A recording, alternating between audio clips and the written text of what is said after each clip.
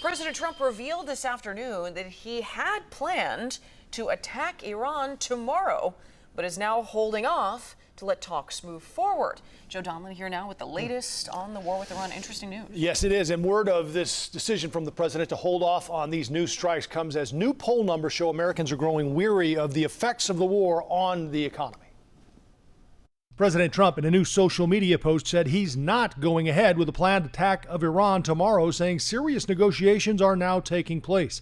But he warned that a full, large-scale assault of the country could happen on a moment's notice if a deal isn't reached. Iran will never have a nuclear weapon. Not going to happen. Iran says it's focused on an agreement to end the war, but hasn't discussed any details on nuclear matters, the Trump administration's top issue. The Iranians want to stretch this as far as they can go. The regime feels it's back against the wall here.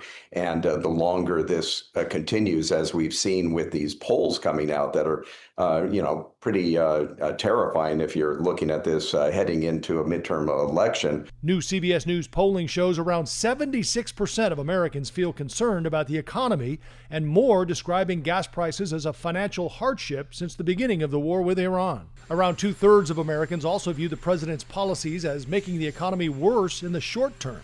It's a concern on the campaign trail ahead of primaries in battleground states like Pennsylvania. This whole war situation, I think we spent more than what we're going to gather for it. In Kentucky, Defense Secretary Pete Hegseth rallied in support of a former Navy SEAL, challenging Republican Congressman Thomas Massie, who's often at odds with the president on issues including the war in Iran. President Trump does not need more people in Washington who are trying to make a point.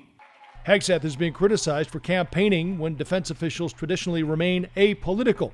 The Pentagon says he's appearing in his personal capacity.